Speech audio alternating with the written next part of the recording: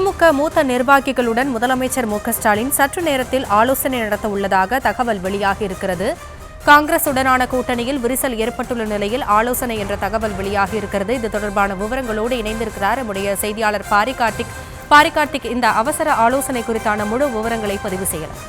வணக்கம். தமிழ்நாடு முதலமைச்சர் திரு மு.க.ஸ்டாலின் அவர்கள் தலைமையில் இன்னும் சற்று நேரத்தில் அறிவாலயத்தில் திமுகவுடைய மூத்த நிர்வாகிகள் கூட இருக்கிறார்கள். காங்கிரசுடனான இந்த முரண்பாடும் காங்கிரசுக்கு இன்று ஒரு நாள் மட்டும் தெரிவித்த நிலையில் அது தொடர்பாகவும் ஆலோசனை மேற்கொள்ள உள்ளதாக தகவல் சொல்லப்பட்டு வருகிறது. காங்கிரசுடைய நிர்வாகிகள் தாவேகாவுடன் தொடர்ச்சியாக பேச்சுவார்த்தை நடைபெற்று வருவதாக தகவல் வந்த நிலையில் தற்போது 2026 சட்டமன்ற தேர்தலில் காங்கிரசுடனான அந்த பேச்சுவார்த்தையின் போது தொய்வு ஏற்பட்டிருக்கிறது.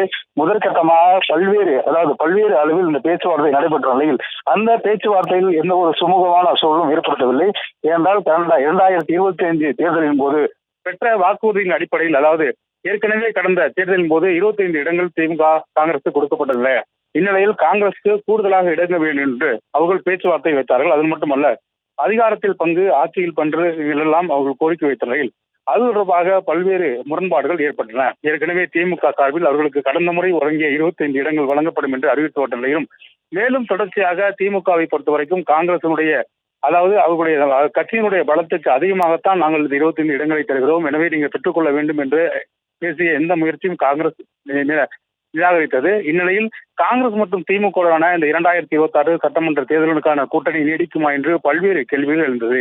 இந்நிலையில் தேர்தலுக்கான நாட்கள் மிக குறுகிய நிலையில் இருப்பதால் அனைத்து கட்சிகளுடனான கூட்டணி பேச்சுவார்த்தை துவங்கி வரும் நிலையில் திமுக ஏற்கனவே 2 கட்சிகளுடன் ஒப்பந்தம் போடப்பட்டிருக்கிறது. இந்நிலையில் காங்கிரசுடன் அந்த பேச்சுவார்த்தை இவ்வளவு இழுபறிக்கு பிறகு திமுக காங்கிரசுக்கு ஒரு நேரம் ஒதுக்கியது. அதாவது இன்று மாலைக்குள் அவர்கள் இது தொடர்பாக முடிவை சொல்ல வேண்டும் என்றும் கூறியிருந்தார்கள். இந்நிலையில் காங்கிரசுக்கு இடம் கொடுத்தது மட்டும் திமுக அல்ல, அந்த இடத்தோடு சேர்த்து அவர்களை வெற்றி பெற வைக்க வேண்டிய தேவையும் திமுகவிற்கு இருக்கிறது. எனவே ஒரு மிகப்பெரிய பொறுப்பு திமுகவிற்கு இருக்கிறது.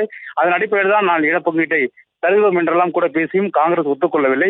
எனவே அதன் அடிப்படையில் இன்றைய தினம் அவர்களுக்கு இந்த மாலைக்குள் அவர்களுக்கு பதில் கூற வேண்டும் என்று கூறப்பட்ட நிலையில் காங்கிரஸ் சார்பில் தற்போது வரை அதிகாரப்பூர்வமாக யாரும் வராத நிலையில் முன்னாள் அமைச்சர் ப. சிதம்பரம் இன்னும் சற்று நேரத்தில் முதலமைச்சர் சந்திப்பு இருப்பதாக தகவல் வருகிறது. இந்நிலையில் காங்கிரஸ் அந்த கூட்டணி வேண்டுமா வேண்டாமா என்பது குறித்து இன்னும் சற்று நேரத்தில் முதலமைச்சர் மூத்த நிர்வாகிகளுடன் ஆலோசனை மேற்கொள்ள இருக்கிறார். அது மட்டுமல்ல, மூத்த நிர்வாகிகள் ஏற்கனவே திமுக சார்பில் அமைக்கப்பட்டிருக்கக்கூடிய அந்த கூட்டணி பேச்சுவார்த்தை குழுவுடன் ஆலோசனை மேற்கொள்ள இருக்கிறார் முதலமைச்சர் அவர்கள். அந்த பேச்சுவார்த்தையின் போது ஒரு முடிவு எட்டப்படும் என்று தெரிகிறது. குறிப்பாக காங்கிரஸ் கேட்கக்கூடிய அந்த கூடுதலாக 3 இடங்கள் கொடுக்கலாம், இல்லை காங்கிரஸை கூட்டணியிலிருந்து வெளியேற்றலாம் என அந்த 2 முடிவும் எடுப்பார்கள் என்று எதிர்பார்க்கப்படுகிறது. அதன் அடிப்படையிலே இன்னும் சற்று நேரத்தில் முதலமைச்சர் தலைமையில் அறிவாலயத்தில் இந்த கூட்டம் நடைபெற இருக்கிறது.